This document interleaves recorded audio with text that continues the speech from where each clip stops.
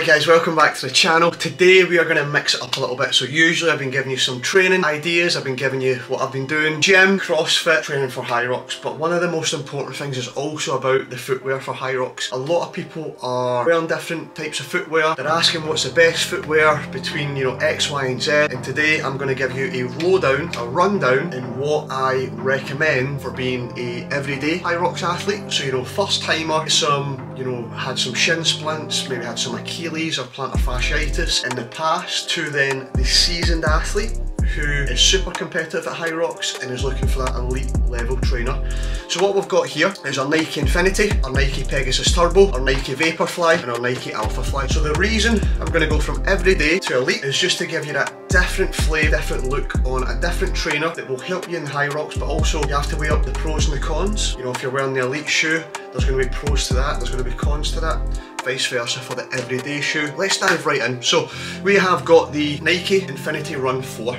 So super cool shoe, very, very good cushioning. This is great for the everyday athlete who is maybe dealing with some plantar fasciitis, some Achilles tendonitis, maybe, you know, knee problems, hip problems, back. This cushioning here, the Nike React Foam cushioning, is a really good foam to help protect those joints, lower back as well. One of the things that it might not be so good for is getting that speed, i.e. with the carbon plate in these two trainers here. But again, it's a very, very good, stable, everyday shoe that you can use for the 8,000 metres and in all your events in the rock zone. So again, you've got that full traction rubber, which means that then when it's the pushing the heavy sled or pulling the heavy sled, that you are going to have that traction on the turf as well. So with the elite shoe, there's a pro and a con to that. The pro is here, you've got that full traction. You get that nice, the Nike React Foam, and then also get that nice upper. It's going to keep your foot nice and snug in that shoe without it moving. One of the cons about the Infinity is going to be that it doesn't have the carbon plate running through, but it does have quite a high amount of cushioning, and also the depth of the heel at the back. Some people may find that their foot slips in and out at the back here from time to time doing certain movements, and that your foot doesn't slip out. This would probably be a great shoe for the everyday first timer. This is probably a really good shoe for you. The Nike Infinity Run 4. And also it's a really cool colour as well. You get nice colourways in there. Also, again, this cushioning is going to last a long, long time. It's going to be a great everyday shoe. It's going to be a great training shoe and competition shoe. So great everyday. The pros are, again, it's great everyday, high cushioning, fits like a glove. The cons is that it is a little bit heavier than your elite shoe. There is no carbon plate. On to number 2, this will be the best all-round shoe for somebody who wants the aggressive feel of a running shoe, carbon plate elite shoes, but also wants the stability of an everyday shoe, the stability and the comfort, as well as the STa&x foam in here is basically the exact same foam as they use in the elite shoes, the Vaporfly and the Alphafly, but on this one there is no carbon plate, so it's lighter than your Infinity. It's got the same weight as the elite shoes. The only thing it's missing here is a carbon plate, but again, underneath, that traction is really, really good for the turf. The heel, you're not going to be collapsing on that heel too much, because even though it's got the STa&x foam, it also has a natural rubber around the outside. So you get the STa&x, you get the energy return from the STa&x foam, but you've also got the stability from a normal everyday foam and cushioning. Again, this is a really, really strong cushioning here at the back for when you're doing those wall balls. One is that it just doesn't have the carbon plate. For anyone who is looking for the everyday ultimate training and competition shoe, this is my go-to, is a Pegasus Turbo. So again, you know, you've got your everyday protecting your feet, but when you're looking at sort of protection, you're kind of giving up performance. When you're going for performance, you're going to give up protection from time to time. You're going to feel that you're going to get just as much cushion in Infinity, but you're also going to get performance. This one is also a lot lighter, like I was saying, and that upper fits like a glove when you put your foot in there. Pegasus Turbo right now, if you take anything away from this video, this would be for the everyday athlete who's looking for that performance and the cushioning and the support for the 8,000 metres and all your stations. This is the ultimate. This one right here is only missing the carbon plate. Everything else is a pro. When we move on to the elite shoes, you can see here we'll get the stack here is 40 mils. The reason for that is back in the day when Nike and all these other brands were competing for the, you know, the best foam, the carbon plated shoe in running, the IAAF basically gave a blanket rules for how high the stack can be. So 40 mils on each one. The Vaporfly is 38 and the Alphafly is 40. What is the difference between these two? The difference is your perceived feel of the shoe. So as you can probably see, the Vaporfly 3 is also now came out. Again, I've not tried it yet. I'm itching to try it, especially for those 8 times a kilometre to fly around that HYROX track.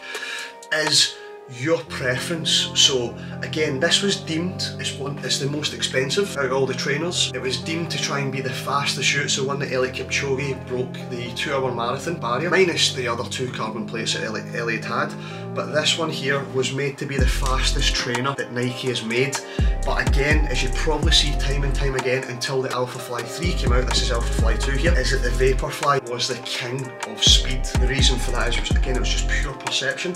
The Vaporfly is much lighter. The Alphafly coming with that bigger stack height and the air zoom butt pockets, it came with a little bit more weight. The Vaporfly, this is what you've probably seen most HYROX athlete shoes for their HYROX competitions. The Vaporfly and also the Alphafly. What is the difference between the Vaporfly and the Alphafly? Personally, I would always go with a Vaporfly. So when I ran 59 minutes and 43 seconds, I competed in the Vaporfly, and I've always used the Vaporfly since it first came out. I bought these shoes, tried them a couple of times, and preference and general opinion is I like the Vaporfly more than the Alphafly 1 and the Alphafly 2. I just feel like, how could I put it, when I was running at a certain pace in the Vaporfly, say it's 3 minutes and 30 a kilometre in this, I felt as if I was actually running slower than 3:30. This shoe was making me feel, even though I was running fast, it was making me feel as if I was actually running slower. It was a lot easier to achieve 3:30 kilometre times in HYROX. This here made me feel as if I was actually running faster, so I felt like I had to put more effort in to achieve that 3:30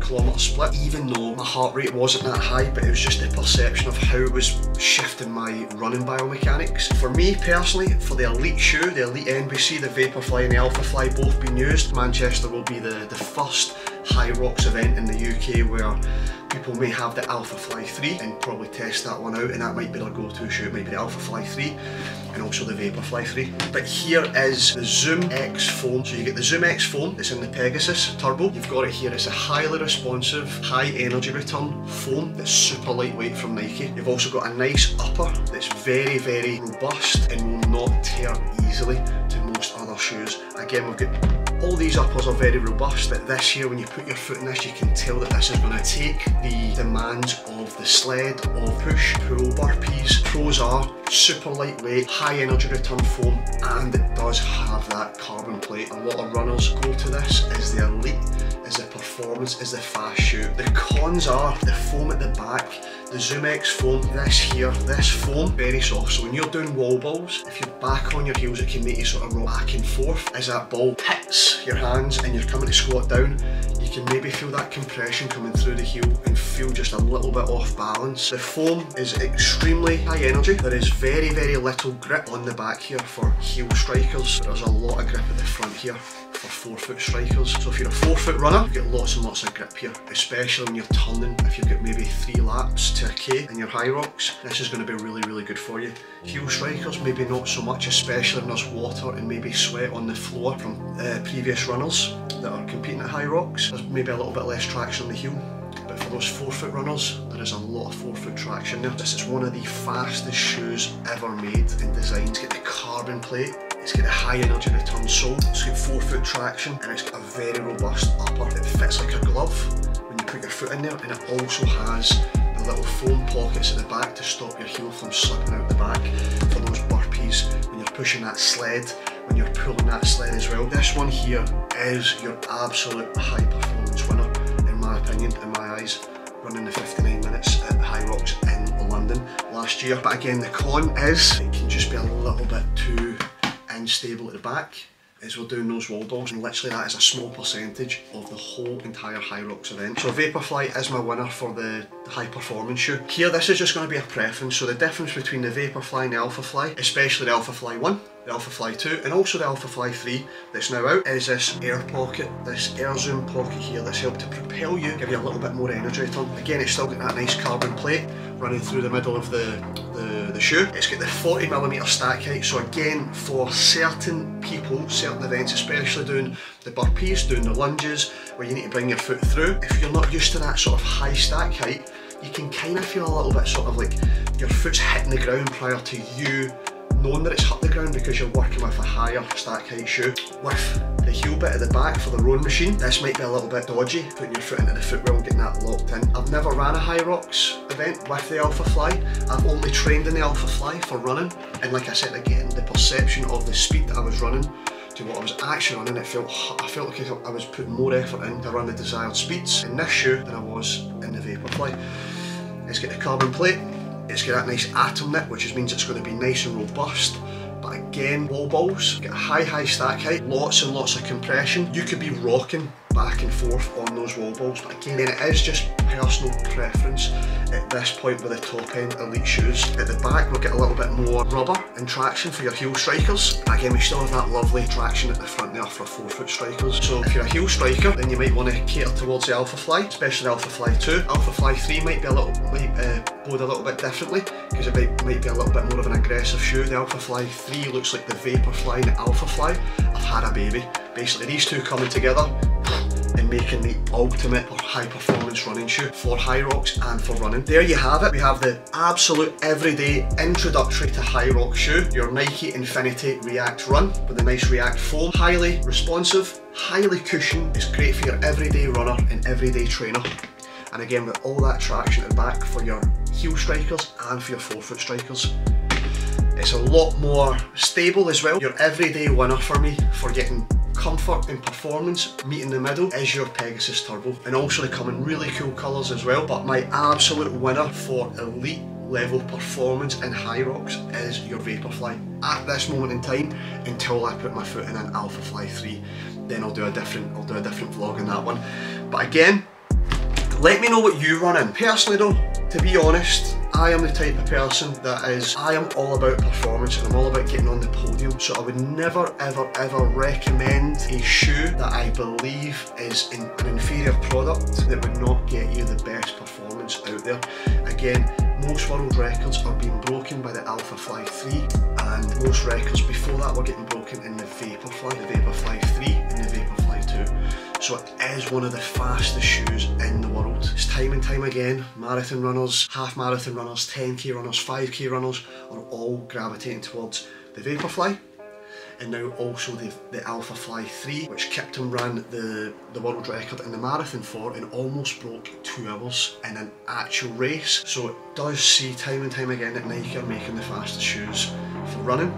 And again, 50% of HYROX is running and very little of HYROX is where the shoe actually genuinely really matters, i.e. when you're doing the skier, possibly a little bit with the heel cuff at the back. You want to make sure when you're pushing the sled and pulling the sled that you've got a shoe that is robust, that your foot's not moving out of the shoe when you're pulling and the heel's not moving out the back of the shoe when you're pushing. When you're doing your farmer's carry, making sure the shoe isn't sort of failing on you, like too much compression, too soft the sole at the back where you feel like you're sinking and you can't get a good sort of momentum in running through there. Wall balls at the back, you make sure that this foam is not too compressed as the ball is hitting your hands and you're moving down at that squat position on your heels, braking parallel and then pushing up. You're not feeling as if you're going to sort of fall back. Yeah, I just wanted to give my honest opinion on what I feel you guys should be using out there to achieve your best time and your best performance in your HYROX event. Again, wishing everybody the best luck at Manchester. I won't be racing at Manchester. Again, these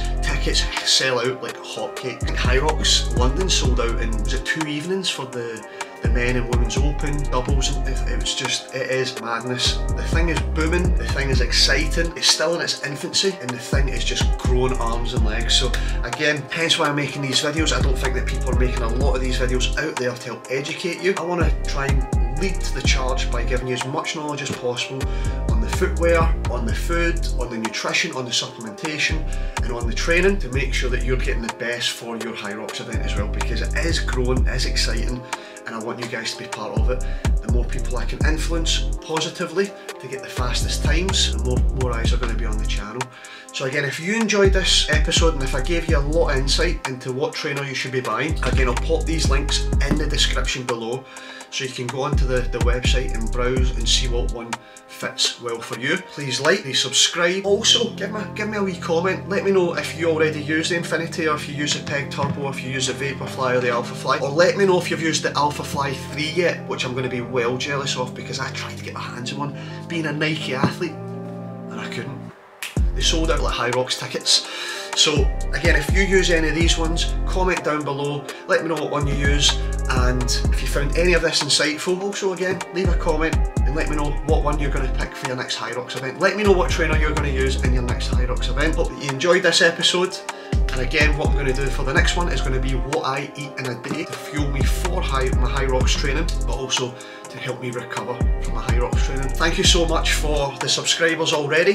Thank you so much for all the views on the previous videos. I am still fresh to this channel. I am showing my humility and my vulnerability in that I don't have a clue what I'm doing. I'm just finding my feet and you guys are doing it with me.